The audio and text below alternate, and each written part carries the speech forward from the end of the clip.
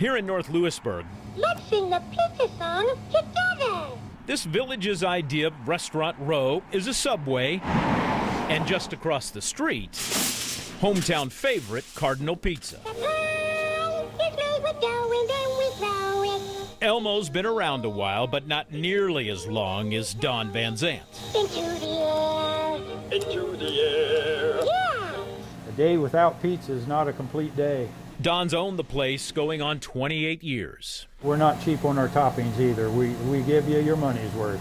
Don grew up in Xenia, graduated college with an accounting and business degree. He did work as an accountant, but professionally it just was not quite the right recipe. Then this pizza place came along. Well, when you find it how it works, you don't change it. You know, I'm a great believer in don't try to reinvent the wheel. It's not broke, don't fix it. For almost 3 decades, he's been using some of the same ingredients. No cutting corners.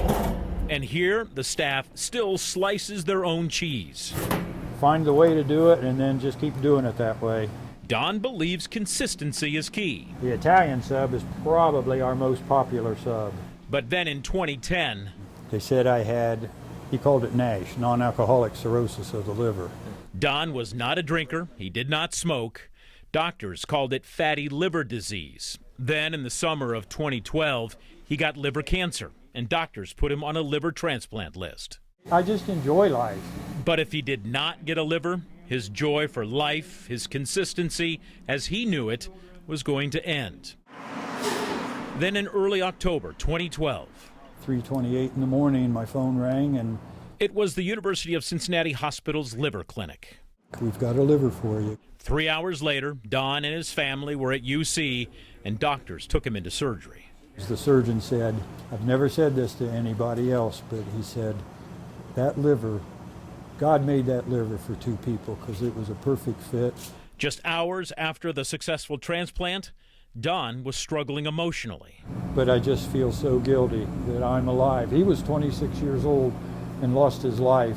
The 26-year-old who donated his liver was Drew Tyler Mason from Owen County, Kentucky. Drew was in a truck with 2 other people when they crashed.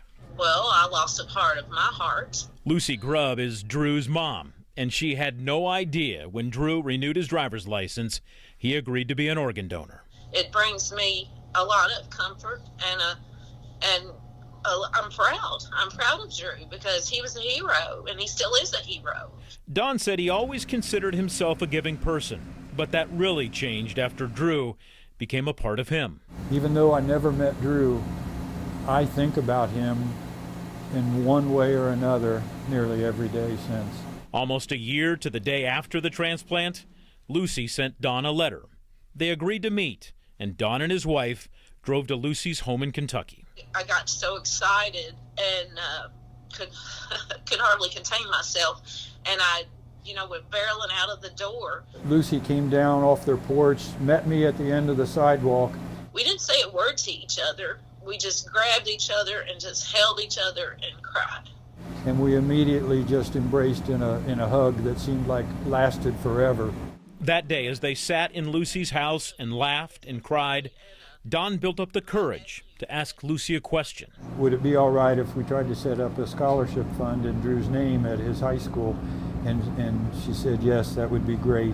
In 2014, pizza sales and fundraisers allowed Don to give a $2,500 Drew Mason Memorial Scholarship. All he asked was the first scholarship go to Drew's younger sister, Lindsay, to help her pay for college. After that, Don started doing 6 $1,000 scholarships every year. And there was a reason Don chose to do 6. There were 6 individuals that received his organs, and then there were 2 people that received his cornea.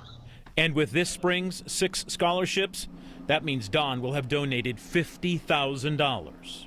Hi, Don. My name is Addison Montague. I'm a 19-year-old sophomore at the University of Kentucky. I am forever grateful in your confidence for choosing me. I asked Don if he felt like he's been making a difference. The humble man, now 72 years old, paused before answering. I hope I have. I truly hope I have. But there was no hesitation when I asked Drew's mom. I appreciate Don more than anyone will ever know, more than I can express to him, and what he's done to carry on Drew's memory. I think that's part of his purpose. You're looking at probably the most blessed, luckiest man alive. I've had so much good fortune. He takes nothing for granted. He said every day life is a gift, and when that day comes, I look forward to the day I get to meet Drew. what a joyous meeting that will be, and the stories they will share, how they never knew each other, but their connection, their bond, made a difference.